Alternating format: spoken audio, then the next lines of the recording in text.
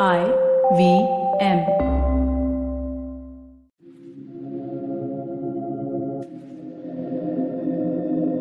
This is Audio Gyan, and I am your host Kedar Nimkar. Welcome to a deep dive into the minds of luminaries from the Indian creative world. Today we have Tanul Vikamshi with us on Audio Gyan. A quick shout out to Rajasi Kilor for introducing me to these amazing people. Tanul is an artist, sculptor, and educator. He studied modeling and sculpture from JJ School of Arts, but unfortunately in the third year met with an accident and lost his sensation of his lower body. Tanul shifted to Khamgaon for further studies, did his MFA in painting from Nagpur University. He was a dean of the art school for 3 years, where he realized art schools are not where he could make a change. Education has to start with the roots. And that's why he founded Alag Angle with his wife Mili Vikamshi and brother Lalit Vikamshi. Alag Angle for past 16 years has been a huge community of designers, artists, sculptors, architects, engineers, makers, and musicians. Alag Angle Community Art and Design Center is inducing a vibrant art and design environment in central India by setting up open studio space for young makers of the region that practice and participate innovations in art and design. I'm so thrilled and excited to talk to Tanul today. Welcome, Tanul, sir, to Audio Gyan. It's a real honor to have you on the show. Hi. Namaste. Good evening. Yes. And just a disclaimer, this Audio Gyan will be mostly in Marathi with sort of Hindi. Tanul, sir, खूप आभार तुम्ही वेळ दिल्याबद्दल. Okay. तर sir मी या टॉपिकचं नाव असं ठेवलंय की अलग अँगल केस स्टडी. अलग अँगल काय आहे आणि त्याच्याबद्दल आपण थोडंसं डिस्कशन करूया की तुम्ही काय करता. तर सगळ्यात पहिला प्रश्न अगदी सुरुवात करायला की अलग अँगल काय आहे, का स्टार्ट केलं, काय टाईपच्या ऍक्टिव्हिटीज होतात, if you can like give in a broader sense. असं आहे की जेव्हा कुठलाही मुलगा किंवा कुठला पण स्टुडंट म्हणा, जेव्हा आपल्या शाळेत शिकत असतो, कॉलेजमध्ये शिकत असतो, तेव्हा खूप साऱ्या अशा गोष्टी त्याला जाणवतात की असं झालं असतं तर असं, मग असं केलं असतं तर तसं. तसे खूप शिक्षक किंवा लोकांमध्ये किंवा शिक्षणाच्या क्षेत्रामध्ये पण बदल कसा करायचा, असं खूप साऱ्या गोष्टी आपल्या मनात आणि हे चालू असतात. आणि अशाच माझ्या पण मनात आल्या, माझ्या लहान भाऊ ललित आहे त्याच्या मनातही आल्या, आणि एका दुसऱ्या शहरात मध्ये राहणाऱ्या लखनौ सारख्या अशा मिली, जी आमच्या घरात सून म्हणून आली आणि ललितची बायको बनली, तर त्या दोघांच्याही मनात कुठे ना कुठे ते चालू होतं. आणि आमच्या तिघांच्या वेगवेगळ्या जर्नीमधनं आम्हाला जाणवलेल्या आणि वेगवेगळ्या लोकांच्या जेव्हा संपर्कात आलो आम्ही, तेव्हा त्या सगळ्यांच्या जीवनातल्या खूप साऱ्या गोष्टी जेव्हा आम्ही गोष्टी रूपात ऐकत होतो, तेव्हा आम्हाला कळलं की कुठेतरी शिक्षणातल्या काही गोष्टींमध्ये कुठेतरी गॅप राहते किंवा काहीतरी असं सुटतंय आपलं, आणि त्या सुटलेल्या गोष्टींना कसं पकडायचं आणि त्याचं गुंफण कशी करायची आपल्या कुठल्या तरी अशा गोष्टींमधनं, जेव्हा त्या मुलांना त्या गोष्टी कळतील आणि ते पुढे सरकतील. म्हणजे जर थोडं मॅथॉलॉजिकल जर विचार केला तर असं आहे की प्रत्येक याच्यामध्ये माणसामध्ये एक हनुमान जे कुठे ना कुठे लपलेला असतो, आणि आम्हाला हनुमानाला जागा करायचं असतं. तर असे खूप सारे हनुमान आम्हाला दिसत होते आणि आम्हाला जागा करण्याची गरज वाटत होती, आणि आम्ही ती स्वीकारली. आणि अलग अँगल ही एक विचारसरणी आहे, अलग अँगल ही जागा नाही आहे. आणि आम्ही जिथे कुठे जाऊ, आम्ही जिथे कुठे उभं राहू, तिथे अलग अँगल आम्ही सुरू करू शकतो, हे आम्हाला माहिती आहे. तर या सगळ्या गोष्टींचा विचारसरणीला कसं लोकांपर्यंत, लोकांच्या मनात कसं आणायचं आणि त्याच्यातनं त्यांची प्रगती कशी व्हायची. कारण डिझाईन आणि आर्टच्या क्षेत्रामध्ये खूपदा असं झालं आहे की आपल्या आयुष्यात जे मार्क मिळतात, वेगवेगळ्या आपल्या जीवना शिक्षण क्षेत्रामध्ये ज्या परीक्षा होतात आणि त्या मार्कांच्या वरनं आपली बुद्धी आणि आपलं सगळं लोक आपलं ज्ञान पाहतात आणि त्याच्यावरनं ठरवतात की यांनी कुठे जायचं. तर म्हणजे जास्त मार्क मिळवणारे काय म्हणतात त्याला, इंजिनिअरिंग आणि डॉक्टरकडे जातात आणि जे कमी मार्क असतात ते बाकीच्या गोष्टी शोधायला लागतात. तर आम्ही खूप साऱ्या गोष्टी अशा पाहिल्या की त्या आम्हाला वाटत होत्या की थोड्या मिस होतात आहे लोकांच्या. आणि अवेअरनेस म्हणजे जसा आपल्याला चांगलं संगीत ऐकण्यासाठी जसे चांगले कान बनवायची गरज असते, असं म्हटलं जातं की चांगले कान बनले तर चांगलं संगीत ऐकता येतं. याच गोष्टीला धरून आम्हाला पण वाटलं की चांगलं पाहायचं असेल तर चांगले डोळे पण तर बनले पाहिजे. वा. तर मग चांगल्या गोष्टी म्हणून मग आम्हाला अलग अँगल म्हणजे विचार करण्याची पद्धतच वेगळी व्हावी आणि ती लोकांपर्यंत ती कशी पोचवायची, याच्या सगळ्या गोष्टींमुळे आम्हाला अलग अँगल चालू करण्याची खूपच गरज भासली. पण काय काय प्रकारच्या ऍक्टिव्हिटीज होतात? म्हणजे तुम्ही अगदी डिझायनर, स्कल्प्टिंग, म्युझिशियन्स, तर मग म्हणजे ही एक नाही म्हटलं तरी फिजिकल मॅनिफेस्टेशन मध्ये एक एक छोटासा हॉल असेल किंवा एक एकर जागा असेल किंवा काहीतरी एक एक एक ठिकाण असेल, राईट? तर त्याच्याबद्दल थोडंसं व्हिज्युअलाइज करू शकतो हो, आपण? कसं झालं माहिती का, म्हणजे आमच्या आयुष्यात असं आहे की आम्ही एका अभ्यासू शिल्पकाराचे दोन्ही मुलं, की जो अभ्यास करतो खूप आणि मग काम करतो, तशा असे बाबा मिळणं आणि मग पुस्तकांमध्ये रमणारी आई, म्हणजे पुस्तकं खूप वाचून खूप साऱ्या गोष्टी, त्या दोघांच्या याच्यातनं जेव्हा आम्हाला असं वाटलं की यार आपण कसं त्याला पुढे घेऊन जायचं या सगळ्या गोष्टींना, तर आम्हाला जागा ही तशी महत्वाची नव्हती, पण आम्ही एकत्र कुठल्या एका ठिकाणी जमू शकू अशी, म्हणजे जेव्हा आपण घडवण्यासाठी घडत जातो आणि घडत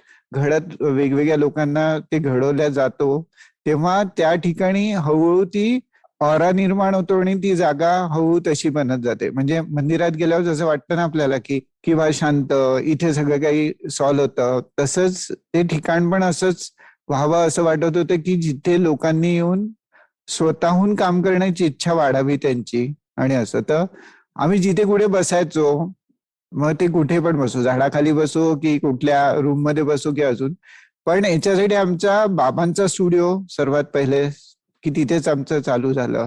आणि नंतर मग आमच्या घराजवळच कुठेतरी अशी जागा की जिथे जरा अजून मोकळेपणाने जास्त वेळ बसून काम करू शकू असं. तर मग एक शंकरनगरमध्ये एक छोटासा फ्लॅट घेतला आम्ही आणि किरायानी, आणि तिथे आम्ही ते स्टार्ट केलं. तर पण तिथे असंच होतं की जितके दरवाजे होते तितके दरवाजे आम्ही काढून टाकले. फक्त एक बाहेरचा दरवाजा हे होता की ज्याला रात्री लॉक लावून जायचो, बाकीचे आतमध्ये कुठलेच दरवाजे नव्हते कधीच. वा. आणि तिथे बाहेर पण आम्ही बसायचो, तर आम्ही तिथलंच एक जुनं झाड पडलं होतं, त्या झाडाला तिथे ठेवलं, किंवा अशाच वस्तू ज्या नेचरच्या आजूबाजूच्या असतील आणि तिथे बसताना पण तुम्ही नेचरच्या सहवासात मध्ये आहे आणि तशाच याच्यातनं ते, म्हणून म्हटलं ना, ही विचारसरणी होती. ते विचारसरणी मधनं जागा ही इम्पॉर्टंट नव्हती, पण हळूहळू ती ऑरा निर्माण झाला आणि ती जागा तशी व्हायला लागली की चला या ऑरामध्ये येऊन काम करण्याची इच्छा होते सगळ्यांना. तर ती जागा मग हळूहळू शंकरनगरची अशी झाली की वा, हा स्टुडिओ असा. सुंदर सुंदर. तुम्ही जेव्हा म्हणतात ऑरात, म्हणजे काही गोष्टी अशा ऑर्गॅनिकली ग्रो होत गेल्या की बाबा आपण आता एक लेथ मशीन आणून ठेवूया किंवा आपण येस. एक एक गिटार आणून ठेवूया किंवा असं, आणि मग हो, म्हणजे ते डेव्हलप झालं तसं. येस, एकेकाची एक आवड म्हणा, एकेकाची त्याच्यात काम करताना त्याची गरज भासणं आणि त्या गरजेनुसार मग त्याचे सोल्युशन निघणं. म्हणजे असंच होतं की म्हणजे तुम्ही मगाशी म्हटलं ना की काय असं तुम्ही तिथे काय काय करून घेता किंवा काय काय, तर असं होतं की आम्हाला असं वाटतं की सगळ्यांनी ऑलराऊंडर बनावं, प्रत्येकाला प्रत्येक जनरलिस्ट. गोष्ट यावी, म्हणजे तर आपल्याला बाकीच्या गोष्टींबद्दलच इम्पॉर्टन्स कळतं. म्हणजे आपण एखादा डिझायनर असू किंवा आर्किटेक्ट असू, तर वीट कशी बनते हे माहित जर असेल, तर त्या विटेला पोचवण्यापर्यंतच्या सगळ्या गोष्टी कशा इम्पॉर्टंट आहे आणि त्यांनी मग डिझाईन मध्ये किती फरक पडतो याचं ज्ञान येतं ना. पण समजा माहीतच नसेल त्या गोष्टी, तर ते होणार नाही.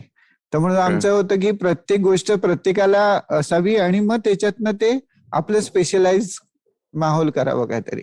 तर जेव्हा डिझाईन आणि आर्ट कॉलेजमध्ये जाणाऱ्या मुलांना या छोट्या छोट्या गोष्टींबद्दलची माहिती जेव्हा मिळेल आणि त्याला हँड्स ऑन स्वतःहून यूज करण्याची संधी मिळेल, तेव्हा ते जाऊन त्याच्यावरती अजून जास्त प्रेम करतील आणि काम करतील ना.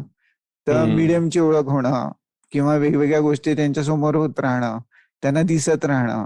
आणि म्हणजे आमचं सगळ्यांचं एकच हे आहे की ज्या प्लॅटफॉर्मवर तुम्ही राहता तो प्लॅटफॉर्मवरच्या सगळ्या लोकांना, त्या फ्लोअरवरच्या सगळ्या लोकांना तुम्ही काय करताय कळण्याची गरज होती. आणि तो प्लॅटफॉर्मच उचलून घेऊन जाणं हे आमचं काम होतं. तर तुम्ही ज्या पण सरफेसवर राहता ती सरफेसच घेऊन जाणं सोबत, तरच तर तुम्ही जे काय करताय ते लोकांना कळेल. म्हणून प्रत्येक गोष्ट लोकांना ती म्हणजे मुलांना ती कळावी आणि त्यांच्यातल्या म्हटलं ना त्या हनुमानाला जाग करताना त्याच्यातल्या प्रत्येक गोष्टीला कळणं, त्याची प्रत्येक गोष्ट समजून घेणं आणि मग त्याला ते आठवण करून देणं की अरे तू तर करू शकतो. म्हणजे आमचं सर्वात मोठं भांडण याच्यासाठी की मला हे करता येत नाही. हा नाही शब्द आणि करता येत नाही असं म्हणणाऱ्या लोकांना आम्हाला मग करण्यापर्यंत नेणं ही गरज होती. काय सुंदर कल्पना आहे. कारण म्हणजे एक एक मी डेफिनेशन वाचलेली मध्ये, आय थिंक मला नाव एक्झॅक्टली लक्षात नाही, मार्टिन सेलिगमॅनची होती बहुतेक, की हॅपीनेस ची डेफिनेशन त्यांनी दिलेली की pleasure plus engagement plus meaning. तर प्लेजर म्हणजे तुम्ही एक एक मॅच बघतायत तेव्हा तुम्हाला प्लेजर मिळतं, पण तुम्ही जेव्हा खेळतात तेव्हा तेव्हा तुम्ही एंगेज होतात म्हणून तुम्हाला ते अजून जास्ती मिळतं. आणि मग तुम्ही जर जिंकलात आणि ते पैसे जर डोनेट केले किंवा ते पैसे चांगल्या कारणासाठी वापरले तर त्याच्यामध्ये तुम्ही मिनिंग सापडलं. बिलकुल. मग हे तिन्ही जेव्हा एकत्र येतात तेव्हा तो खरा आनंद किंवा हॅपीनेस असं बस मग आम्ही सायकल पूर्ण पार पाडतोय असं आम्हाला वाटतं आता. की कारण कुठली गोष्ट आपण कोणाला सांगतो ती तो हळूहळू त्याच्या समजेप्रमाणे तो दुसऱ्यांना अजून पास करतो. आणि ते भरपूरदा असं झालं की कुठली तरी गोष्ट आपण बोलतोय तर ती वेगळ्या पद्धतीने छान अजून चांगल्या पद्धतीने दुसऱ्यांना सांगितली जाते. पण वस्तूंचं पण असं झालं. म्हणजे एखाद्याला कुठली गरज असेल एखाद्या वस्तूची आणि आपण ती त्याला घेऊन दिली आणि तू म्हणतो अरे तू काम करतोय ना, घेऊन घे, चल कर बरं हे काम पहिले. तर तो काम केल्यानंतर त्याला त्याची जाण होती आणि मग त्यांनी पुढच्या स्टुडंटला पुन्हा ती दिली दुसऱ्या पद्धतीने. म्हणजे त्याला त्याच्याकडे त्या गोष्टी आल्या तर त्यांनी पास ऑन केलं की अरे माझ्या सरांनी तेव्हा मला दिलं होतं असं, मला काम होतं, आता याला पण दिसतंय काम करताना तर मी याला देतो माझ्याकडनं असं. तर अशी ही प्रथा पण हळूहळू वाढत गेली. तर म्हणजे तुम्ही खूपच सुंदर उदाहरण दिलं, तसंही होतंय. बरं. नाही त्याच्यामध्ये मला इनफॅक्ट एक एक जरा काय म्हणतात त्याला, माझं मराठी मला शब्द आठवत नाहीत, पण त्याच धर्तीवरती नाही त्याच फ्रेम मध्ये मला पुढचा एक प्रश्न असा विचारायचा होता की कारण तुम्ही जसं हनुमान म्हणाल तसं फिलॉसॉफिकल नक्कीच असणार तुमचे विचार. तर त्याच्यामध्ये आपल्याकडे म्हटलं जातं ना की दान पण सत्पात्री असावं लागतं. बिलकुल. तर ते हल्ली म्हणजे कोइन्सिडन्समुळे का तुमच्या प्युअर इंटेन्शन्समुळे पण स्टुडंट्स येतात आणि त्या आत्मीयतेने शिकायचा प्रयत्न करतात का तुम्ही, म्हणजे लाईक काही लर्निंग आहे का की बाबा स्टुडंट आले त्यांना गरज होती पण ती खरं गरज कुठली तरी शिकायची नव्हती पण कदाचित कोणाला तरी इम्प्रेस करायची होती किंवा फेमसाठी होती, वेगळे वेगळे इंटेन्शन असतात ना. तर त्या बाबतीत तुमचा काय एक्सपिरियन्स? आहे? आमचा सर्वात जास्त आमच्याकडे मजा येते की आम्ही जाहिरात करत नाही कोणीच अलग अँगलची तशी. म्हणजे आम्ही ऍडव्हर्टाईज कधीच नाही केली. आणि आम्हाला हे खूप चांगलं म्हणजे आमचं हे आहे की आमच्या वागण्यानी किंवा आमच्या लोकांना जे काय आम्ही शिक्षण देतो आहे, आम्ही कुठल्या गोष्टी सांगतोय त्यांना, तर ते एकमेकांना सांगतात आणि मग एकमेकांना सांगता सांगता मग ते बोलण्यातनच ते आमच्यापर्यंत पोहोचलेत. म्हणजे असं कधी नाही झालं की आम्हाला कुठली एक्झाम, आम्ही सगळ्यांना वेलकम केलंय. हा एक काय म्हणतात त्याला, एक चाळणी होऊनच जाते. कारण काय होतं की जेव्हा तुमच्याकडे कुठला मुलगा येतो आणि त्याला आर्ट फील्ड किंवा डिझाईन फील्ड मध्ये जायचं किंवा आर्ट मधल्या गोष्टींना शिकायचं आहे, तर एक तर सर्वात पहिलं असतं की खूप जणांना हॉबी क्लास सारखा विचार असतो की अच्छा हा क्लास जॉईन केला म्हणजे असं असं शिकायला मिळेल. तर पहिला प्रश्न असा असतो की फी वरनं असतो की आम्हाला हे शिकायचं तुम्ही किती घ्याल, म्हणजे एक तर तसा असतो. मग दुसरा असतो की कुठल्या पण आई वडिलांना सरळ येऊन ते म्हणतात आम्हाला की पहा आम्ही आहे ना वेगवेगळ्या क्षेत्रातले आहोत, आम्ही डॉक्टर आहे, इंजिनियर आहे, अजून म्हणजे असे सगळे. आणि ते लोक येऊन फक्त पहिला बंदा हे असतं त्यांचं की बा मला या क्षेत्रातलं काही माहित नाही आहे आणि मला या क्षेत्रातलं काहीच कळत नाही, म्हणजे याचं स्कोप आहे का. किंवा असे खूप सारे क्वेश्चन्स असतात. आणि अशाच याच्यामध्ये आम्हाला खूप सही असतं की जेव्हा पहिल्यांदा कुठला स्टुडंट किंवा कुठले पालक आपल्या मुलाला घेऊन येतात, आम्हाला भरपूर वेळ द्यावा लागतो त्यांना, पहिले त्यांच्या सगळ्या गोष्टी समजून घेणं की तुम्हाला किती माहिती आहे. आणि त्याच्यातनं मग आपल्याला त्या फील्डमधल्या खूप साऱ्या गोष्टी सांगाव्या लागतात की तुम्ही थोडा वेळ द्या त्यांना, थोडं शोधू द्या त्यांना, आणि मग नंतर मग ठरवा की जायचंय नाही जायचं. ते या सगळ्या गोष्टींमध्ये आहे ना, नेहमी असं झालं की खूप पोरांना कमी मार्क असल्यामुळे आले आहेत. म्हणजे मी कॉलेजमध्ये जेव्हा आम्ही कॉलेज उघडलं आणि कॉलेज आम्ही चालवलं, तर तेव्हा आम्हाला सर्वात पहिला हे होतं की मुलं कुठली आली आहेत बा एंट्रन्स देऊन. तर अर्धे लोक अशीच असतात की जी आई वडिलांनी सांगितलं की या क्षेत्रात जा बा, चांगलं होईल तुझं. मग दुसरे असतात की ज्यांना कमी मार्क मिळाले होते ती आली होती. आणि काही मुलंच अशी असतात की ज्यांना खरंच मनापासून वाटतं की मला या क्षेत्रामध्ये, म्हणजे त्यांनी त्याच्यावरचा अभ्यास केला असतो, 10 लोकांना भेटले असतात, पाहिलं असतं काम, त्याचा खूप आत्मन्न इच्छा असते त्यांची. असे फार क्वचित असतात. पण या क्वचित लोकांना पण घेऊन जाण्यासाठी हे लोक पण बाकीचे कामं खूप करतात. कारण बाकीचे लोक असल्याशिवाय त्या क्वचित लोकांना पण खूप साऱ्या गोष्टी मिळत नाही.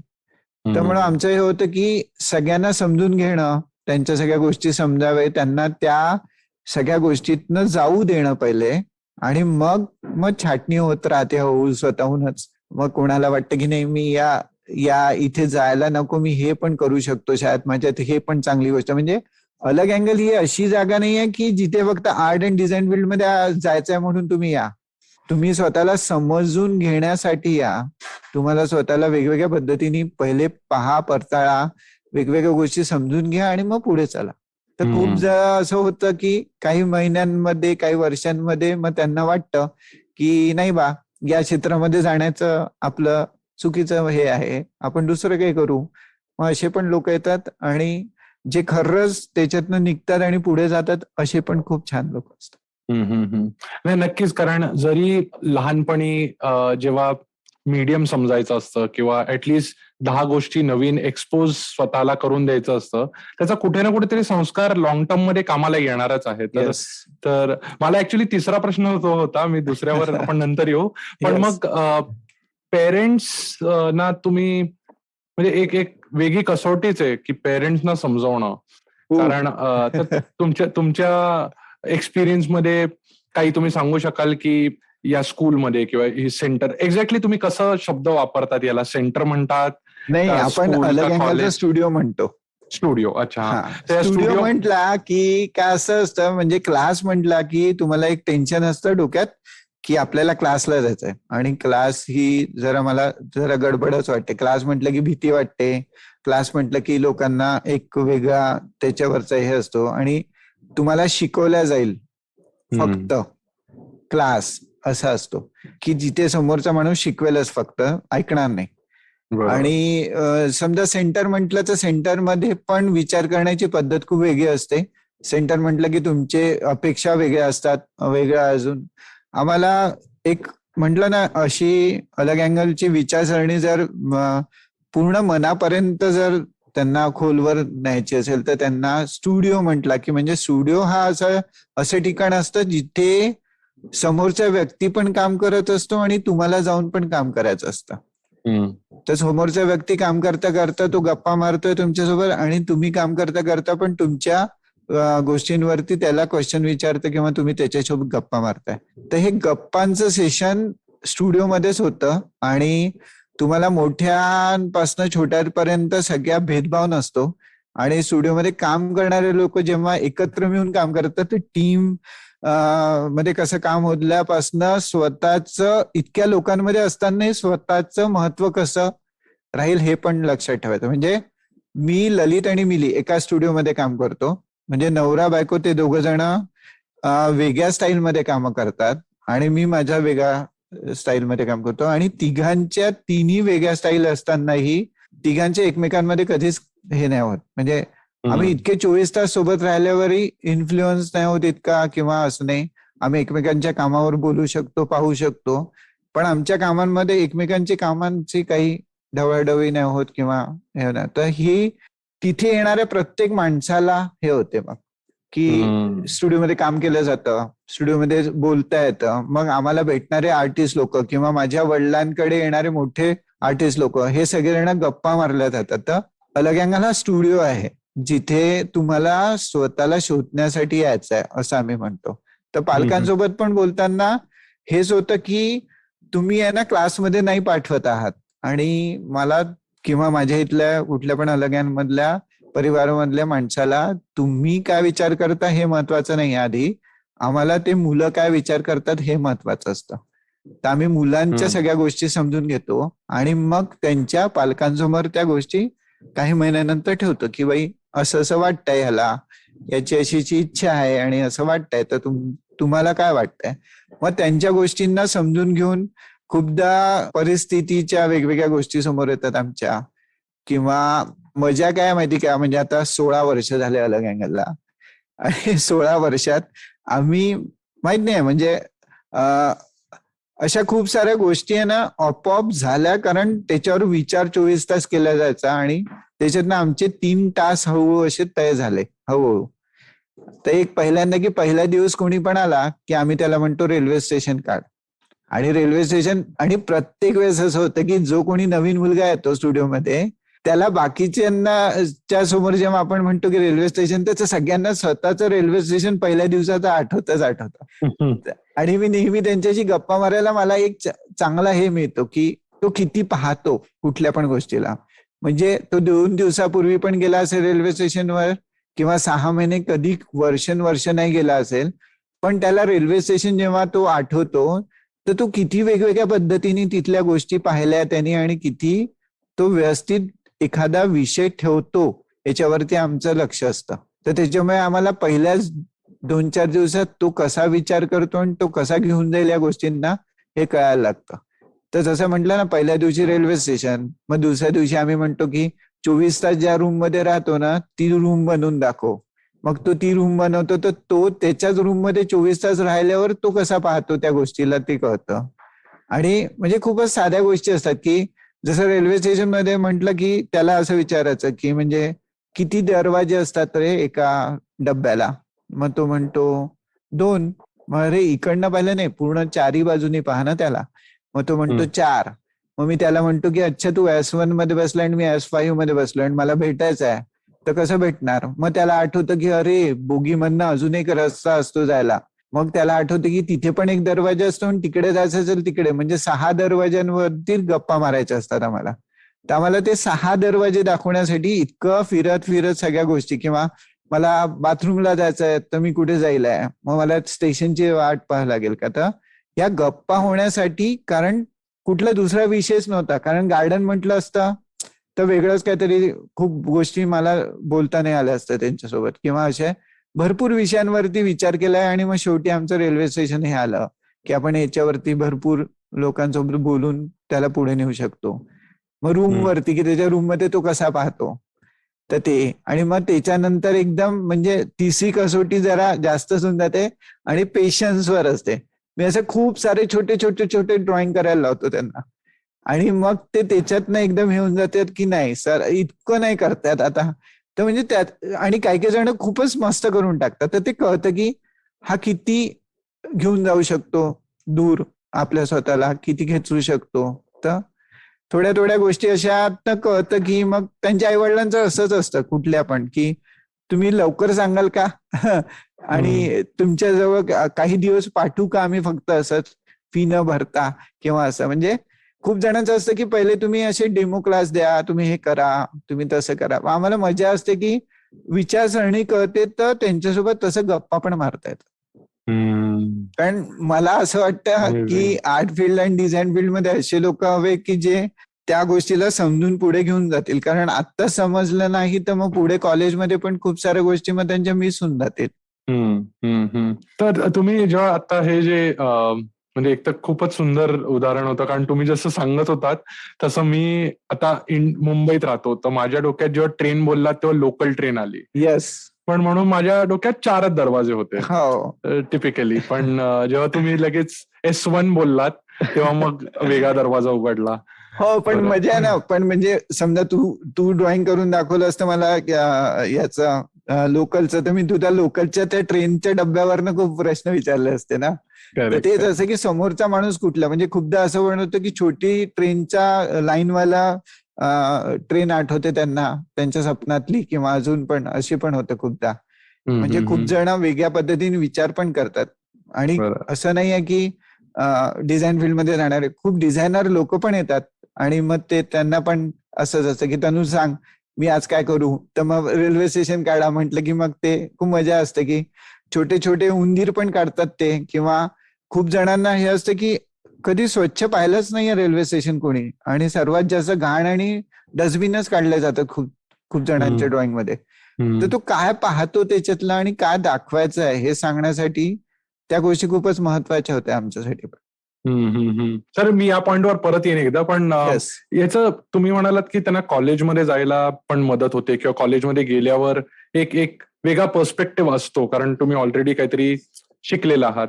तर तुम्ही थोडं याच्याबद्दल बोलू शकाल की काय स्पेसिफिक एज ग्रुप आहे, सिलेक्शन क्रायटेरिया, किंवा म्हणजे कारण मुलांना एका विशिष्ट वयानंतर पटकन ग्रास्प करतात, किंवा कधी थोडंसं अर्ली एज मध्ये जास्ती सांगितलं तर मग, कारण मी खूपसे माझे चांगले मित्रमैत्रिणी आहेत ज्यांच्या घरात अतिशय शास्त्रीय संगीतच लहानपणापासून, ऐकलंय त्यांनी. तर हो. त्यांनी ते अगदी रॉककडे वळालेत, किंवा किंवा कोणी देवधर्मवाले ते अगदी एथिस्ट झाले आहेत. तर तर काही माझ्याबद्दलही तसंच आहे पण की मी इतका हायली रिअलिस्टिक पाहिलंय, कारण माझे वडील रिअलिस्टिक काम करतात, आणि इतकं रिअलिस्टिक पाहिल्यानंतर मग मला पण खूपदा हे झालं होतं की मी करील काय आता पुढे. म्हणजे मी स्कल्पचरचं शिकल्यावरही मी बाबा जे करतात तर ते तर मी करून घेईल, कारण मला ते शिकतोय मी ते. पण त्याच्यानंतर काय, तर मी जेव्हा हिस्ट्री शिकली किंवा लोकांचे वेगवेगळे कामांवरती, तेव्हा मला ऍबस्ट्रॅक्ट कडे वळण्याचा खूप वेगळा एक हे मिळाला की अरे यार, हे म्हणजे ती दृष्टी मिळणं, आणि ही दृष्टी कुठल्या पण वयात कधी पण अशी मिळायला हवी. म्हणजे मला एक अच्छा. गोष्ट मला मला म्हणजे माझ्या कॉलेज लाईफ मध्ये मला कळली, मला ती माहित नव्हती आधी माझ्यामधली, की एकदा काय झालं की कॉलेजमध्ये खूप मोठा सगळे डिझायनर आणि आर्टिस्ट लोकांचा एक टीम, म्हणजे असे सगळे येऊन जे जे स्कूल मध्ये गप्पा मारत होते. आणि त्यांनी ठरवलं की चला आपण गप्पा मारण्यापेक्षा आपण मुलांसोबत गप्पा मारू. तो पूर्ण कॉलेजला बसवल्या गेलं तिथे की चला या बसा, आपण मस्त सगळे गप्पा मारू. आणि खूप छान पद्धतीने खूप मोठे कंटेम्पररी आर्टिस्ट आणि हे सगळेजण गप्पा मारत होते. आणि एक काशीनाथ साळवे म्हणून सर आहेत, त्यांनी एक आहे ना असंच ते उभे राहिले आणि ते गोष्टी सांगत होते, आणि त्याच्यातनं मग एक की म्हणे मी माझ्या मित्राकडे गेलो म्हणे, आणि माझ्या मित्राचा मुलगा बसला होता तिथे आणि तो खेळत होता. तर मी त्याला असं जाऊन विचारलं की भाई तू काय करतोय. तर तो ऍक्च्युली तो मुलगा म्हणे खूप सारे प्लास्टरचे व्हाईट तुकडे असे भिंतीला लावत होता, भिंतीच्या बाजूला. आणि मी जेव्हा त्याला प्रश्न विचारला की हे काय आहे, तर त्या मुलाने फटकन म्हटलं की हे मुंग्यांची रांग आहे.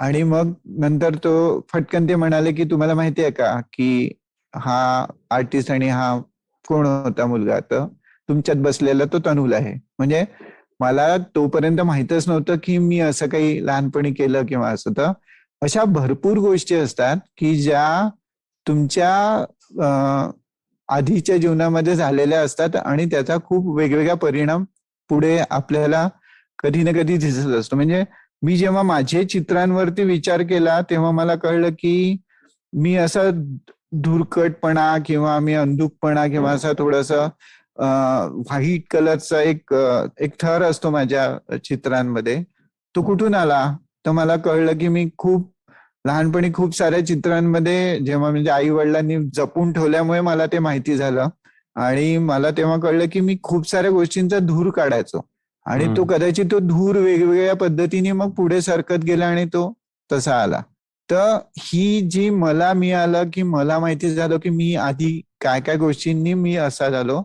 तर हे तिथे खूप स्टुडिओमध्ये असं होतं की त्या सगळ्या गोष्टींना त्यांना समजण्यासाठी खूप साऱ्या गोष्टी कराव्या लागतात. आणि मग त्याच्यातनं मग ते कुठेतरी म्हणजे मला खूपदा आम्हाला फोन येतो असा की सर तुम्ही त्या दिवशी ते सांगितलं ना, आत्ता कळतंय की ते त्याचा हे काय आहे. म्हणजे मला माझ्या कॉलेजमध्ये एक ते डिझायनर आले होते आणि त्या डिझायनरनी मला हे सांगत असताना मला एकदम क्लिक झालं की तुम्ही तेव्हा ते सांगितलं होतं किंवा ते का बरं करून घेतलं होतं. तर हे जेव्हा हे सर्टिफिकेट आहे आम्हाला की त्याला ते आठवतं तेव्हा आणि त्याला कळतं की अरे वा, हे मी तेव्हा केलं म्हणून मी आता खूप साऱ्या गोष्टी हे करतोय. तर हम्म. अशा भरपूर गोष्टी म्हणा स्टोरी टेलिंग मधनं, आणि त्यांना भरपूर म्हणजे सोपं उदाहरण असं आहे की कोणाला पण मी आल्यावर विचारतो की तू किती पोळ्या खातो बाई. तर तो म्हणतो सर मी 2. मग थोडासा मुलगा जरा हे असेल ती पडतो 3-4 म्हणतो. आणि मग त्याला म्हणतो अच्छा मग तू किती 6 पोळ्या कधी खाल्ल्या होत्या. तो म्हणे जेव्हा खूपच छान भाजी होती तेव्हा मी 4 किंवा 5 पर्यंत गेलो होतो पण 6 नाही खाल्ल्या. म्हटलं 6 का नाही खाल्ल्या, खायला पाहिजे होत्या ना. तर म्हणे नाही ना सर, खाल्ल्या तर मला उलटी होईल. तर मला म्हणजे मला ते सांगावं लागलं त्याला की बा तू उलटी येईल पर्यंत गेला म्हणजे तुला तुझी ती माहिती आहे की कॅपॅसिटी. जर तू पहिले खाऊनच नाही पाहिला तर तुला कळणार नाही कॅपॅसिटी. तर वा तुला ते वा गोष्टी वा. कळणं हम्म. की तुला इतकं म्हणजे कुठली पण मुलगी आली काय म्हणतात त्याला जीन्स आणि टॉप घालून, तर मी तिला असा प्रश्न विचारतो की साडी का नाही घातली. तर एकदम ते माझ्याकडे पॅरेंट्स पण आणि ते पण पाहतात की त्यांची आई पण घातलेली नसते साडी आणि मी विचारतो तर बाई कधी घातली होती, तर कुठेतरी प्रोग्राम मध्ये जाताना घातली होती. तर तेव्हा कळलं ना की साडी का नाही घालायची रोज, कारण मग एवढं त्याला सांभाळावं लागतं, एवढं वापरावं लागतं असं. तर जोपर्यंत तुम्ही तेवढं खाणार नाही तोपर्यंत किंवा ती घालून नाही पाहणार किंवा तुम्ही ती गोष्ट करणार नाही तोपर्यंत तुम्हाला ती गोष्टची इम्पॉर्टन्स पण नाही करणार आणि ती नाही करायची हे ठरवलं नाही जाणार. तर पहिले तर करावं लागेल ना. हम्म. त्याच्याशिवाय तोपर्यंत काय होतं, डायरेक्टली कम्फर्ट झोन मध्ये गेला तुम्ही तर तुम्हाला प्रत्येक गोष्ट मग कम्फर्टच्या नंतर काहीच नाही ना आपल्याकडे. बरोबर. मग तुम्ही काही आणि आणि एक्सप्लोरच नाही त्यातून करणार. त्यातून त्यातून निघणं पण कठीण असतं. हो, मग कम्फर्टच राहील तर मग अशीच बनतो. तर करेक्ट. त्याच्याऐवजी त्याला ती गोष्ट म्हणजे ते पण एक असतं ना की खूप जाड माणूस जो असतो म्हणजे मोठा माणूस, तर त्याला आपला मोटापा कमी करण्यासाठी किंवा जाडपण कमी करण्यासाठी तो जेव्हा थकतो एक्सरसाइज करून त्याच्यानंतर वापस जेव्हा तो एक्सरसाइज करतो तेव्हा त्याचं सगळं बर्न होतं. तर हम्म. हे तिथपर्यंत नेणं आणि मग नंतर बर्निंग वरती ठेवणं हे खूप, म्हणून खूप साऱ्या एक्सरसाइज वेगवेगळ्या पद्धतीने त्यांचे म्हणजे मी ते पालकांना हे पण म्हणतो की जेव्हा येतं की काही दिवसांनी तुम्हाला म्हणणार आहे की मी अलग अँगलमध्ये नाही जात, म्हणजे रडू येणारच आहे त्यांना आणि ते तुमच्या मागे लागणार आहे की मी नाही जात आता स्टुडिओत. तर हम्म. मला इथपर्यंत न्यायचं पण आहे कारण मी तेवढा त्यांना विचाराच्या तेवढ्या याच्यावरती नेणार पण आहे की आत्ता नाही बा थकलो आता म्हणजे मला नाही करायचं आता हे काही. मग हम्म. परत जेव्हा ते हे करतात ना स्वतःला आणि समजतात आणि मग करायला लागतात ते जास्तच हे करतात.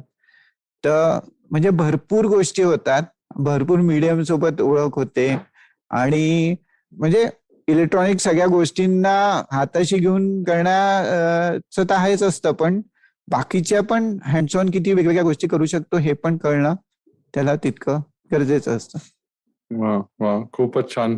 इनफॅक्ट मला 2-3 ऍक्च्युली खूप पॉइंट्स आठवले, पण मी पण 2 गोष्टी सांगतो माझ्या साईडनी. की ते मोहम्मद अलींचं खूप मोठं वाक्य आहे की मी किती जोर मारतो किंवा किती पुशअप्स आणि किती डिप्स करतो ते मी कधीच मोजत नाही. जेव्हा दुखायला लागतं त्याच्यानंतर माझं तर मोजायला मोजायचं. सुरुवात. हा तेच ते म्हणजे खरंच हे इम्पॉर्टंट आहे आणि या गोष्टी जेव्हा त्यांना कळतात ना तेव्हा हम्म. त्यांना मनातनं त्याची इच्छा होते ते करायची. Correct. आपण किती पण सांगू ना हे केल्याने असं म्हणजे आपण गोष्टी सांगतो असं की मी हम्म. जे मध्ये होतो तर मी रोज 50 स्केचेस करत होतो, त्याचं काही मग त्यांना 50 तुम्ही करत होते तुमच्या सरांनी म्हटलं त्याचं गरज नाही. पण तेच आहे ना, मी काहीतरी करत असताना मी त्याला पहिले करायला देईल आणि मग नंतर म्हणत की अच्छा आता तुला याची गरज आहे आता तू हे कर. हम्म. हम्म. हम्म. म्हणजे मी कधीच नाही म्हणत की पहिल्यापासून हे कर. मी त्याला ना अशा गोष्टी करायला लावतो की त्याच्यातनं त्याची गरज येते की आता काय करू सर, आता मला हे येत नाहीये, मला हे जमत नाहीये. तर मग हम्म. त्याला म्हणावं लागतं की आता हे स्केचेस कर इतके तर तुला तो रोज रोज करशील तर हे होऊन जाईल. म्हणजे त्याला त्याची जाणीव होईपर्यंत तिथपर्यंत नेणं आणि मग त्याची जाणीव झाली की तो स्वतःहून करतो. म्हणजे स्टुडिओमध्ये मजा हीच असते की सगळेजण एकमेकांची स्टोरी माहित असते, कारण सगळेजण कामं करताना कुठे अडकतात आणि स्वतःच्या पण स्टोरीमध्ये ते कुठेतरी अटकले असतात. तर ते बरोबर एकमेकांना तो सपोर्ट सिस्टीम असते ती दिली जाते, ती केली जाते त्यांच्यासमोर. आणि नाही नाही तुला करावंच लागेल हे, कारण तू नाही केलं तर तिथपर्यंत पोहोचणार नाही असं. म्हणजे हे सांगताना पण हे स्टुडिओमध्येच होतं, हे क्लासमध्ये नाही होत. करेक्ट. इनफॅक्ट एक टेडवर खूप सगळ्यात नावाजलेला एक टॉक आहे केन रॉबिन्सनचा. ते पण खूप मोठे एज्युकेटर आहेत.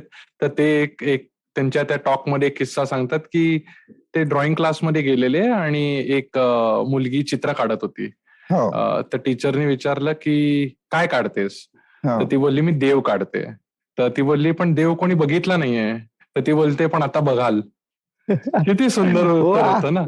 खूपच. तर त्यांचं असं म्हणजे एवढं क्रिएटिव्हिटी आहे. मी नीलकंठ छैया म्हणून एक खूप मोठे सेप्टमध्ये प्रोफेसर होते. तर ते पण असंच म्हणाले की नॉलेज एवढं एक्सप्लोजिव्ह आहे की तुम्ही म्हणजे क्लासरूम मध्ये तर ठेवूच नाही शकत ऍक्च्युली.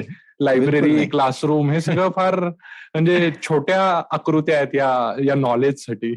यस, बाउंडिंगच नको त्याला कुठलंच. म्हणजे कुठल्या तरी म्हणजे शेल्टरमध्ये नसावं असते ते, असं सगळीकडे फिरत राहावं. Okay, let's take a short break here. We'll be right back. Hey, it's been another great week on the IVM Podcast Network. On the Edges and Sledges Cricket Podcast, it's a double century episode. Ashwin, DJ, and Varun are joined by our special guest Nikhil Chopra. They talk about the last few games of the T20 World Cup and where it all went wrong for Team India. Two of the most cherished things about festivals are food and memories. On KBCD, Farad and Sunitru take you on a trip down memory lane. It's lined with great food and joyful moments. On The Habit Coach, Ashton is joined by Sriram, the author of Happiness Habits, the Urban Professional's Guide to Good Living. They discuss how to make happiness a habit in today's world. On 30 Minute Raste, Keshav takes us to the city of Warangal. Legend has it that the entire city was carved with one rock. And on The Wire Talks, Siddharth talks to Ghazala Wahab, executive editor of Force magazine. They discuss her new book, Born a Muslim, Some Truths About Islam in India. Do follow us on social media. We're IVM Podcast on Twitter, Facebook, Instagram, and LinkedIn. And do follow us on YouTube. We have a number of different channels. You can find them on ivmpodcast.com/YouTube, where you'll be able to take a look at all of the channels we have. And finally, we'd like to thank our sponsors this week: Cred, Bank of Baroda, Quarter, CoinSwitch, Kuber, Slay Coffee, Intel, and Oxfam India. Thank you so much. You make this possible.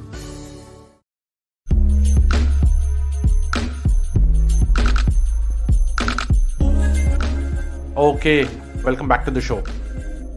Sir next question असं आहे की तुमच्या TEDx talk मध्ये तुम्ही एक जो आहे Nagpur I think TEDx talk आहे तो, यू स्टार्टेड बाय सेइंग की खूप वेळा ना, सॉरी ऍक्च्युली या प्रश्नाच्या आधी एक प्रश्न तो तुम्ही just any specific age group आहे जो पहिला प्रश्न होता ऍक्च्युली, पण नाही अलग अँगल मध्ये असं आहे की सर्वात जास्त की जो बसू शकतो. अच्छा बस नाही, पण वयाच्या याच्यात जो येतो की जो बसू शकतो तिथे येऊन, त्या वयापासनं तर शेवटी बसू शकणाऱ्या व्यक्तीपर्यंत बस एवढंच हे आहे. म्हणजे जो लहान असेल तोही बसू शकतो, जो आई वडिलांची वय तो, आणि म्हातारे पण जो येऊन बसू शकतो तो. बस बाकी कुठलं पण हे नाही आहे आमच्या इथे. कुठल्या पण क्षेत्रातल्या, कुठल्या पण वयातल्या कोणीही यावं आणि वेगवेगळ्या पद्धतीने स्वतःला शोधावं, हेच आहे. सुंदर, ठीक आहे. हा, तर टेडेक्स टॉक मध्ये तुम्ही सांगितलेलं की एक पेंटिंग समजायला, हा प्रश्न या अनुषंगाने की ते अलग अँगल मध्ये आल्यावर एक्सपिरियन्स केल्यावरच समजेल, तसंच दृष्टीने पेंटिंग समजायला पेंटरचा वर्ल्ड व्ह्यू समजणं गरजेचं आहे असं तुम्ही म्हणालेलं. तर त्याच्याबद्दल थोडंसं इलॉबरेट करा, कारण माझं मत म्हणजे मला नीट आर्टिक्युलेट करताना येत बरेच लोकांशी बोलताना, पण माझा स्वतःचा तू गप्पा मारल्या तरी होऊन जायला ते. करेक्ट.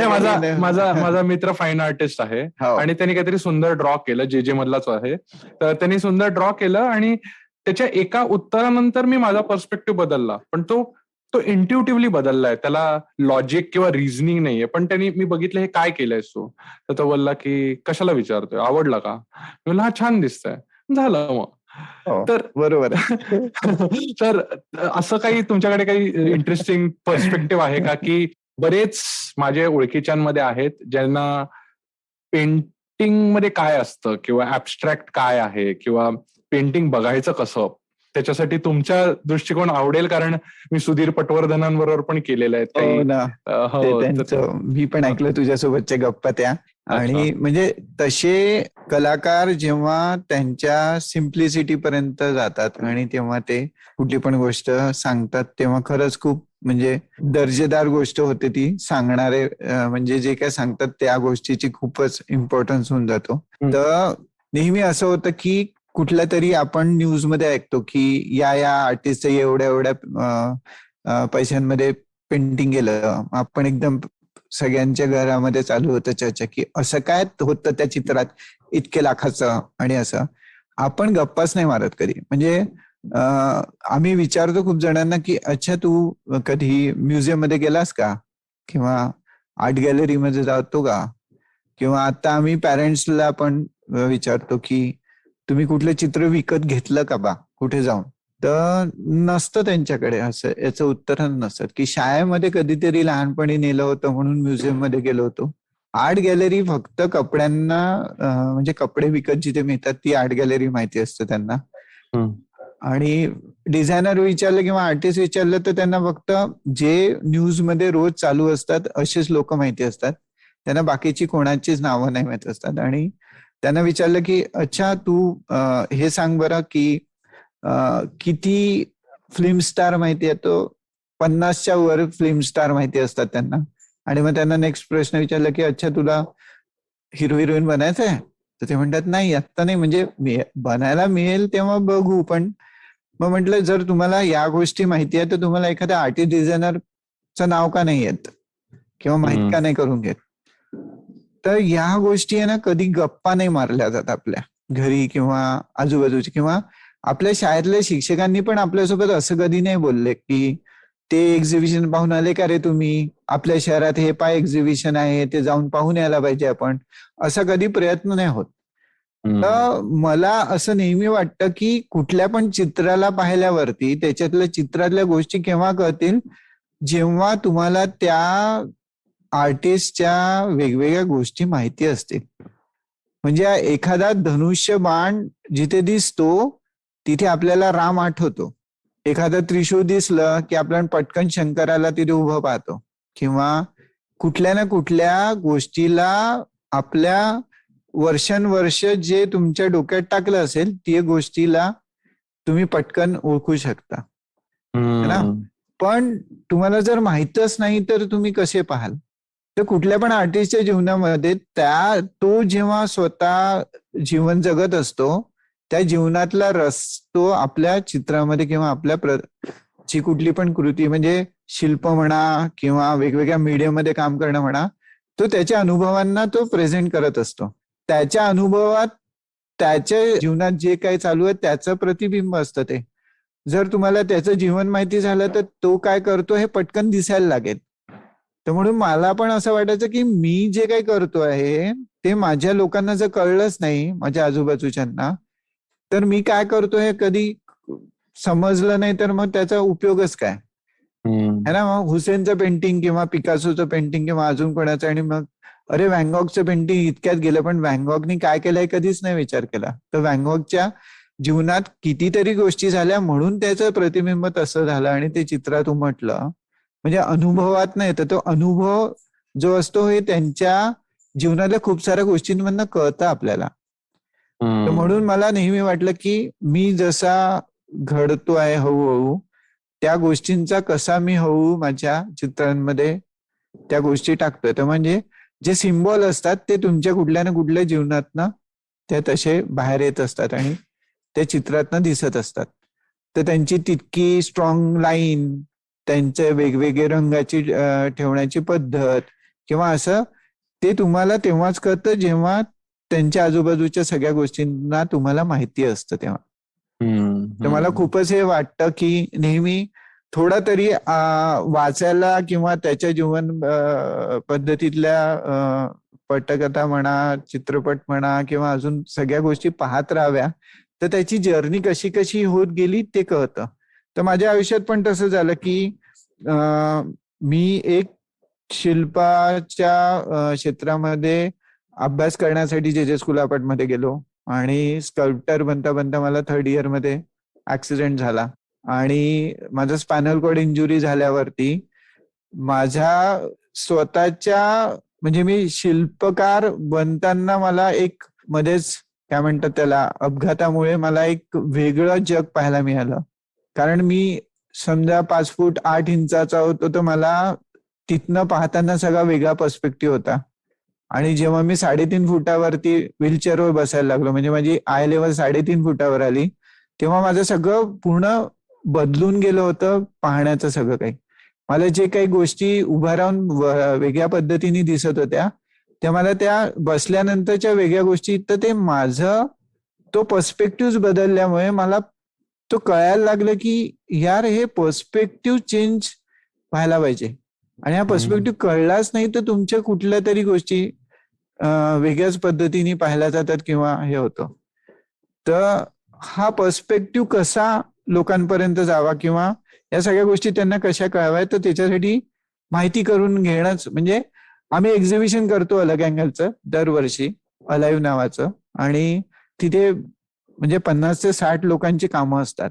ग्रुप शो असतो कारण आणि तिथे पॅरेंट्स किंवा बाहेरचे लोक जेव्हा येतात आणि तेव्हा सगळेजण म्हणजे दरवर्षी मी ऐकतो आणि दरवर्षी मला तितक्या लोकांना उत्तरं द्यायची असतात की तुम्ही नावं का नाही लिहिले हो, तुम्ही नावं लिहायला पाहिजे ना प्रत्येकाची तिथे. मग ते म्हणतात की याचं नाव, मी म्हणतो की अच्छा नावं लिहिलं तर काय झालं असतं, अरे आम्ही जाऊन त्याचं पाहिलं असतं आणि आम्हाला कळलं असतं की त्यांनी केलंय.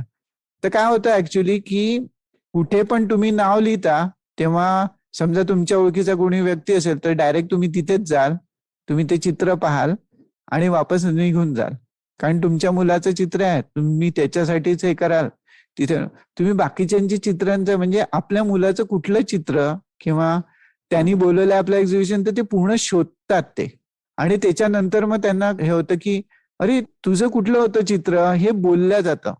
समजा मी नाव लिहून ठेवील किंवा मी सगळं लिहून ठेवील तिथे तर कोणी विचारणारच नाही, कधी गप्पच नाही होणार. म्हणजे आम्ही एक्झिबिशन मध्ये जातो तेव्हा आपल्याला ती इच्छा व्हावी की त्या आर्टिस्ट सोबत बोलायची कारण त्याचे अनुभव समजून घेण्याची, तरच तर ते सक्सेसफुल होईल ना. जर तुम्ही तो वावच नाही दिला म्हणजे भरपूरदा होतं की कुठली तरी असाइनमेंट द्यायची आणि तो सगळं काही लिहून देतो बाजूला, मग तुम्ही त्याच्यासोबत काय बोलाल ना, तुम्ही डायरेक्ट वाचाल आणि ठेवून द्याल म्हणजे त्याच्याशी गप्पाच नाही होणार. जर ते चित्रच असेल आणि चित्रामधनच तुम्हाला समजून सगळं माहिती होत असेल पण तुमची इच्छा जागृत होती की यांनी असं का काढावं किंवा असं का करावं तर ते मजेदार आहे.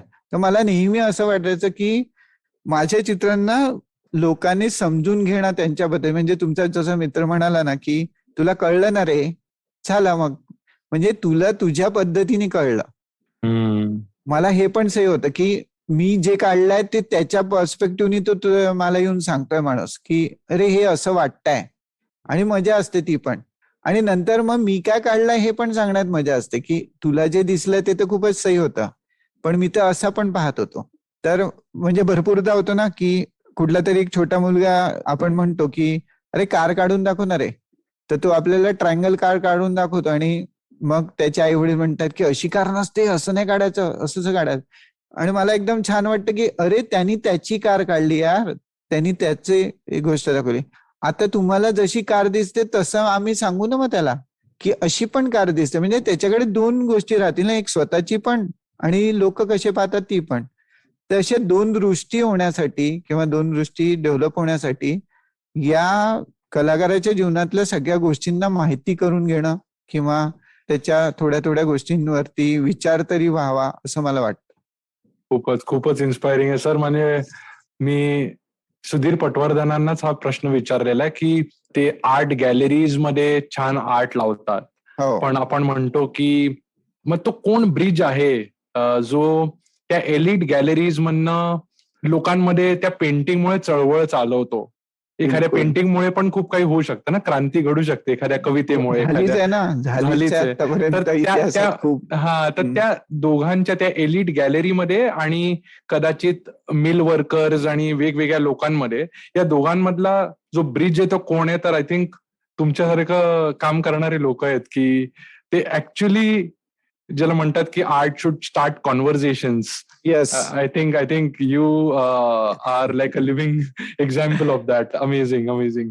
नाही, असं कारण last- सुधीर पटवर्धनांनी पण जे चित्र केली, म्हणजे एक डॉक्टर आहेत ते, आणि हा. त्यांनी चित्रकलेच्या म्हणे मला नेहमी असंच वाटतं की तुम्ही समजून घ्यायला पाहिजे कुठली पण गोष्ट. म्हणजे मी एक छोटं उदाहरण देईल की गव्हर्नमेंट ऑफिसमध्ये तुम्ही जेव्हा जाता तेव्हा तुम्हाला तिथला माणूस कुठेतरी गेलेला दिसतो आणि मग आपण विचारतो कुठे गेला रे इथला माणूस हा काम सोडून. तर तो खर्रा खायला गेला असतो किंवा चहा प्यायला गेला असतो किंवा असं. तर आपण त्याला आल्यावरती भरपूर झाडतो किंवा म्हणतो की विचित्र, पण ते कळतच नाही त्यांना की तो सतत 24 तास तेच काम करतो तिथे बसून. एक तर मोजत असेल, लिहित असेल तेच ते रोज, तेच ते गव्हर्नमेंटचे काम असं. पण तो त्या तिथनं दुसरीकडे जाऊन काहीतरी करतो तेव्हा तो ती वापस गोष्ट येऊन चांगल्याने करू शकतो. तसं भरपूरदा होतं की आपण काहीतरी वेगळ्या गोष्टी जर नाही केल्या तर तुम्हाला जे करायचं असतं ते वेगळ्या पद्धतीने करू नाही शकाल. तर म्हणून आहे ना, हे कळणं की तुम्हाला प्रत्येक का बरं म्हटलं ना, ज्या फ्लोअर वरती तुम्ही राहताय त्या फ्लोअर मधल्या लोकांना तुम्ही का शिंकला, का तुम्ही असं करताय, का तुम्ही वाकले, का तुम्ही उभे राहिले, हे कळलंच नाही तर त्याची काही व्हॅल्यूच नाही राहणार. म्हणून तुम्ही जिथे कुठे राहताय, तुम्ही जे काही करताय ते आजूबाजूच्यांना कळावं. म्हणूनच आर्ट फील्ड मधल्या किंवा डिझाईन फील्ड मधल्या लोकांना, म्हणजे तुम्ही खूप सारे प्रोडक्ट घरी घेऊन येत असाल पण अर्ध्या प्रोडक्टच्या अर्ध्या गोष्टी तुम्हाला कशा वापरता येतात हे नाही माहिती असतं. कारण प्रोडक्ट डिझायनरनी ते त्याचं सांगितलं असतं पण दुकानदार कधीच सांगत नाही तुम्हाला. कारण दुकानदार म्हणजे आर्ट मटेरियल बद्दल पण होतं असं की आर्ट मटेरियल मध्ये कुठली पण गोष्ट जाऊन मागायची तिथे, त्याला जर माहित असेल तरच तो तसा देईल, पण त्याला पण जर माहित नसेल तर तुम्ही जे म्हणाल ते देऊन देईल तुम्हाला. पण आपल्याला 100% कुठलीच गोष्ट मग माहितच नसते की कशी वापरायची, कसं आणायचं आणि काय आणायचं. इनफॅक्ट मला अजून एक म्हणजे मी रिसेंटली एक इंटरव्ह्यू बघितला वरुण ग्रोवर, जे खूप मोठे स्टँडअप कॉमेडियन आणि रायटर आहेत. तर त्यांना विचारलेलं की लिहिण्याची काय प्रोसेस काय आहे. तर त्यांनी सांगितलं लिहिणं सोडून अजून 5 गोष्टी पॅशनेटली करता आल्या पाहिजेत. बिलकुल. तर खूप म्हणजे त्याच्यामधनं खूप धागेदोरे निघतात. पण सर जस्ट टू कन्क्लूड, म्हणजे जस्ट टाइम कन्स्टेंटमुळे मला 2 शेवटचे प्रश्न आहेत. एक थोडक्यात तुमचे जे वेगळे उपक्रम आहेत, तुम्ही आता अलाइव्ह म्हणालात, अक्यूट अँगल, डिझाईन एक्सप्रेसो, हे काय आहेत आणि जस्ट थोडक्यात त्याची माहिती. हो, मी जसं म्हटलं ना की क्लास नाही म्हणत, तर क्लासमध्ये मग हॉबी क्लास किंवा चाइल्ड आर्ट किंवा असं नव्हतंच म्हणायचं आम्हाला कुठल्याच गोष्टी. आणि आम्हाला लोकांच्या नीड जेव्हा माहिती पडल्या किंवा त्यांच्या गरजा काय आहेत त्याच्याप्रमाणे आम्ही बदलत गेलो. तर आम्हाला सर्वात पहिलं मोठं होतं की लहान मुलांच्या प्रत्येक गोष्टीला त्यांच्या जीवनातल्या सगळ्या गोष्टींना क्लिअर करण्यासाठी असे काय होतं, आपण जेव्हा एका छत्रीखाली, म्हणजे अलग अँगल ही एक छत्री आहे मोठी अम्ब्रेला, आणि त्याच्यामध्ये खूप सारे सेक्टर बनवले आम्ही. तर आम्हाला सेक्टर बनवायची गरज याच्यासाठी पडली की आम्हाला कोणी पण येऊन अलग अँगल मध्ये आम्हाला काम करायचं आहे किंवा अलग अँगल मध्ये शिकायचं, पण काय शिकायचं हे पण कळण्यासाठी मग आम्हाला काही काही गोष्टी हे होत्या. तर अक्यूट अँगल हे लहान मुलांचं, म्हणजे जो बसू शकेल, म्हणजे 3-4 वर्षाच्या वरचे लोकांपासून 10वीच्या खालती असे सगळ्यांसाठी अक्यूट अँगल. ठीक आहे. मग एक राईट अँगल होता, पण आम्ही आता त्याला राईट अँगलला म्हणजे प्रत्येक गोष्ट स्वतःची खरीच अशा वयातल्या लोकांसाठी जी झाली, म्हणजे डिझाईन कॉलेजमध्ये जाणारी सगळ्यांचं, म्हणजे तेव्हाचे म्हणजे आमच्याकडे सर्वात जास्त असे 2 वर्ष असतात जेव्हा प्रत्येक मुलगा मुलगी त्याच्या पीक टाइमवर असतो आणि त्याच्या जीवनात त्यांच्या स्वप्नांपासून प्रेमात पडेपर्यंत सगळ्या गोष्टी होत असतात त्या 2च वर्षात. आणि त्यांना त्या सगळ्या दोन्ही वर्षांमध्ये त्यांना टॉप डिझाईन आणि आर्ट कॉलेजमध्ये जाण्याची स्वप्न पण पूर्ण करायची असतात. तर अशा त्या वयातल्या मुलांसाठी आम्ही डिझाईन एक्सप्रेसो चालू केला की तुम्हाला डिझाईन मध्ये जायचं तर एक्सप्लोअर करा, स्वतःला खूप हे करा, वेगवेगळ्या पद्धतीने स्वतःला उघडा आणि मग तुम्ही तिथे जा. तर म्हणून ते सगळं करण्यासाठी मग डिझाईन एक्सप्रेस होतं.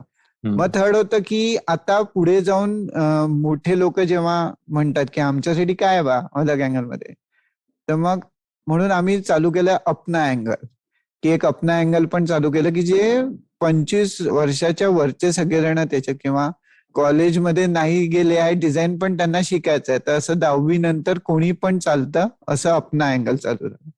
आणि या सगळ्या गोष्टी करत असताना हँड्स ऑन काम करतोय. तुमच्या वेगवेगळ्या गोष्टींना तुम्हाला स्वप्न जे काही पाहता, किंवा मला असं बनवायचंय, मला घर बनवायचंय, मला कुठला स्टँड बनवायला, खुर्ची बनवायची, मला असं सगळं जे काही कुठल्या पण मटेरियलशी खेळण्यासाठी जागा असायला पाहिजे. किंवा डिझाईन कॉलेजमध्ये गेल्यावरती खूप जणांना स्क्रू कसा करायचा किंवा कुठली गोष्ट कापायची कशी किंवा माहित नव्हतं. खूप साऱ्या गोष्टी, म्हणजे खूप मोठ्या कॉलेजमधनं पण पास झालेल्या लोकांना भरपूर काही गोष्टी माहितच नसतात. हे कळल्यावरती आम्हाला असं वाटलं की आता मेकर्स अड्डा उघडण्याची वेळ आली. म्हणून आम्ही मेकर्स अड्डा चालू केलं, ज्याच्यामध्ये सगळ्या मशीन्स आणून ठेवल्या आहेत आणि तिथे वेल्डिंग पासनं, वूड कटिंग पासनं, स्कल्पचर बनवणं, म्हणजे मातीपासनं सगळं काही आहे. आणि तिथे येऊन सगळ्या वयातल्या सगळ्या लोकांनी स्वतःला एक्सप्लोर करा म्हणून मेकर्स अड्डा चालू झाला. आणि हँड्स ऑन काम करणं किंवा चित्र करणं, ड्रॉइंग करणं, पेंटिंग करणं, हे तर पेपर आणि याच्यासोबत तर तुम्ही घालवाल वेळ, पण तुम्ही या जगात राहताय त्या जगामध्ये तुम्हाला डिजिटली पण खूप साऱ्या गोष्टी आल्या पाहिजे. कारण जसं आपल्याला इतक्या वर्षात कधीच असं नाही झालं की ऑनलाईन क्लास करावे लागले, आणि एकदम ऑनलाईन क्लास करायचे तर डिजिटल वर्ल्ड पण माहिती पाहिजे सगळंच. किंवा तुम्ही कुठलं पण फोटोशॉप किंवा अजून कुठले पण, तर ह्या सगळे सॉफ्टवेअर पण कॉलेजमध्ये नाही शिकवल्या जात, फक्त असाइनमेंट दिली जाते. आणि हे पण माहिती असल्यामुळे मग आम्हाला त्या गोष्टी पण शिकवण्यासाठी आम्ही डिजिटल आर्ट चालू केलं, की तुम्हाला अलग अँगलमध्ये आल्यावरती तुमच्या सगळ्या गोष्टींना पूरक असणाऱ्या सगळ्या गोष्टी तुम्हाला मिळतील, याची आम्ही दक्षता घेतली. आणि आम्ही सगळ्या गोष्टी हळूहळू शिकत म्हणजे मुलांना शिकवत, स्वतः शिकत, सगळ्या गोष्टी करत करत आम्ही ते वेगवेगळे सेक्टर चालू केले. Wow, amazing amazing. Sir, future काय अलग अँगलचं, काही 2 शब्दात? हो, अलग अँगलचं फ्युचर म्हणजे मला असं वाटतं की ज्या कुठल्या पण व्यक्तीला स्वतःच्या विचारांना समोर आणण्यासाठी जी कुठली गोष्ट लागते ती त्याला अशा ठिकाणी भेटावी. आणि ही विचारसरणी प्रत्येकाच्या जीवनामध्ये असावी की स्वतःचं काम समजून घेण्यासाठी दुसऱ्यांचे कामं पण समजणं, आणि स्वतःच्या वेगवेगळ्या मीडियम सोबत जेव्हा मैत्री होते तेव्हाच तुम्ही खूप सारा नवीन पद्धतीने त्याच गोष्टी ठेवू शकता. म्हणून प्रत्येक गोष्टीला समजून घेण्यासाठी एक अशी जागा असावी, तर ती अलग अँगल आहे बा. तर म्हणून आम्ही अलग अँगलमध्ये ह्या आमच्या इथले सगळेजण, म्हणजे आम्ही एक सायकल पूर्ण केली 16 वर्षात असं आमचं म्हणणं आहे आता. आणि कारण आम्ही केली ती, की एक लहान मुलगा आला समज, म्हणजे आमच्या ललित आणि मिलीची मुलगी आहे रिद्धी. तिचा जन्म झाल्यापासून आम्ही अलग अँगल चालू केलं की हिला पुढे न्यायचं आहे. जर समजा डिझाईन फील्डचं आणि आर्ट फील्ड मधली माहिती जरी कळायला पाहिजे हिच्या जीवनात, तर हिला अशा कुठल्या तरी विचारसरणीमधून नेणं आम्हाला भाग होतं. तर आम्ही अलग अँगल जेव्हा स्टार्ट केलं तेव्हापासून तिची लाईफमध्ये जसं चेंजेस झाले, तसे आमच्या भरपूर विद्यार्थी असे होते की लहानपणापासून अलग अँगल मध्ये जॉईन झाले. ते हळूहळू 10वी पास झाले, 12वी पास झाले, त्यांनी डिझाईन किंवा आर्ट फील्ड मध्ये ऍडमिशन घेतली, आर्किटेक्चर मध्ये घेतली. आणि ते नंतर ते 4 वर्ष पास झाले, मग तिथनं कोणी बाहेर निघालं, मग कोणी पोस्ट ग्रॅज्युएशन मध्ये गेले, तिथनं ते बाहेर निघाले, वेगवेगळ्या ठिकाणी नोकरी केली त्यांनी. म्हणजे नागपुरातनं शिकून नागपूरच्या बाहेर गेली, वेगवेगळ्या क्षेत्रांमध्ये स्वतःचं नाव केलं, आणि मग ते रिटर्न हळूच वापस या अलग अँगलच्या प्रेमामुळे त्यांच्या जीवनामध्ये असलेल्या वेगवेगळ्या अलग अँगलच्या वेगवेगळ्या ठिकाणी स्पार्क निर्माण झाला असेल डोक्यात, किंवा अजून जे काही म्हणता येईल, म्हणजे खूप साऱ्या गोष्टी आहेत की त्यांना कुठे ना कुठे असं वाटलं की मला परत जायचं आहे माझ्या गावी, आणि मला परत गावासाठी काहीतरी करायचं. म्हणजे आमचं आता फक्त म्हणणं आहे की हे सगळ्यांना वापस स्वतःच्या गावात येऊन स्वतः काम करण्याची जी इच्छा निर्माण झाली ती आमची आता पूर्ण झाली. म्हणजे आमचे सगळे विद्यार्थी भरपूर या काही वर्षांमध्ये मोठे डिझायनर बनल्यावर ते आले परत नागपुरात. त्यांनी अलग अँगललाही वेळ दिला, पण स्वतः नागपुरात राहून त्यांनी काम केलं. तर गावातनं आतापर्यंत नेहमी असं झालं की शहरांमध्ये पळतात लोक, आणि आता छोट्या छोट्या गावात त्यांनी वापस रिटर्न यावं आपापल्या, आणि गावापर्यंत आपल्या गोष्टी डिझाईनच्या आणि आर्ट फील्डच्या सगळ्याच पूर्णपणे पोचवाव्या, आमची ही इच्छा आहे. तर आमची ही सायकल आता पूर्ण झाली आहे की आमचे जो विद्यार्थी वापस येऊन कामं करायला लागले आणि आता त्यांना हे पण कळलंय की अलग अँगल मधल्या किंवा बाकीच्या लोकांना हे पण कळलं की स्वतःच्या गोष्टी स्वतः करताना स्वतः पैसे पण कमवायचे असतात.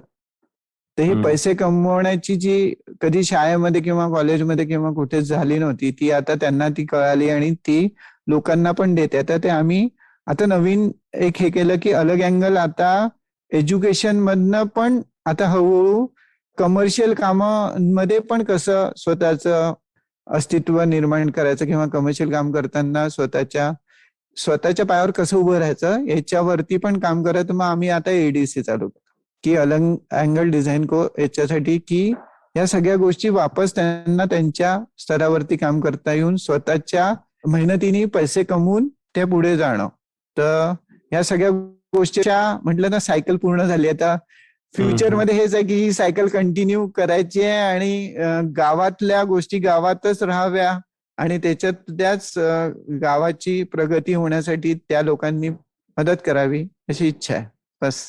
नक्कीच. इनफॅक्ट मी असं पोएटिक किंवा आर्टिस्टिक नाहीये, पण तुमचं एवढं सगळं ऐकून मलाच इन्स्पिरेशन आलंय की मी म्हणजे तुम्ही जसं बोलत होतात तर मला आणि परत मराठी माझं म्हणजे मी विचार मराठीत करत नाही, विचार इंग्लिशमध्येच असतो. तर त्याच्यामुळे तरी असं आलं की त्या पारंब्या आता परत जमिनीला लागल्यात आणि त्याचं म्हणजे अख्ख्या इंडियातच वटवृक्ष व्हावं की हीच इच्छा. Super. Cool. On that note, we'll conclude this episode. Thank you, Tanul sir. Amazing experience होता तुमच्यावर बोलण्याचा. नागपूरला आहे ना हे अलग अँगल? अलग अँगल हे नागपूरला आहे आणि मी तनुल, माझा भाऊ ललित आणि त्याची बायको मिली असे 3 जण या संस्थेला आम्ही हळू पुढे आणत चालवत राहिलो. आणि आमच्यासारखेच भरपूर आमचे विद्यार्थी आणि आमचे परिवारातले लोक म्हणजे अलग अँगल हा परिवार आहे आता, त्या अलग अँगलच्या परिवारातले भरपूर लोक एकत्र मिळून आम्ही या सगळ्या गोष्टी आता आम्ही स्टील मेकर्स अड्डा जिथे चालवतोय म्हणजे जिथे सगळ्या मशीन्स आणि तर हे हजारी पहाड म्हणून छोटस नागपुरातलं एक ठिकाण आहे, तर तिथे आम्ही अलग अँगल चालवतो आता. Yes, super. एक छोटी काय दिलगिरी म्हणतात ना, दिलगिरी की मी स्टार्टिंगला कन्फ्युज झालो, मला वाटलं मिली विकामशी तुमची बायको आहे, तर ते sorry for the listeners. But या overall thanks a lot Tanul sir. All the best for अलग अँगल आणि मी पण येतोय लवकरच नागपुरात तुम्हाला भेटायला. आपण भेटू आता. केदार निमकर सोबत भेटण्याची आमची पण इच्छा पूर्ण होईल. नक्की. बिलकुल. चला भेटू. And that's it from today's Gyan session. For show notes and more Gyan, visit audiogyan.com. If you like this podcast, please don't forget to check our other interesting podcast on IVM Network. You can listen to us on IVM Podcast app, ivmpodcast.com, or any of your favorite podcasting apps. To stay tuned, follow us on Twitter and Instagram at IVM Podcast. And if you wish to connect with me, I am at AudioGyan Moments on Instagram. Until then, take care.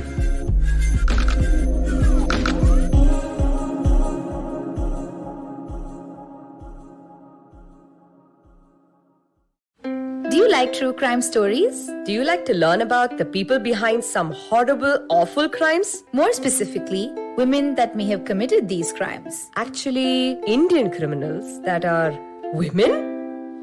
Then we'd like to welcome you to our podcast, Misconduct. My name is Raghavi. And I am Nisha. We cover themes like murder, dacoity, drug trafficking, financial fraud, kidnapping, and many more.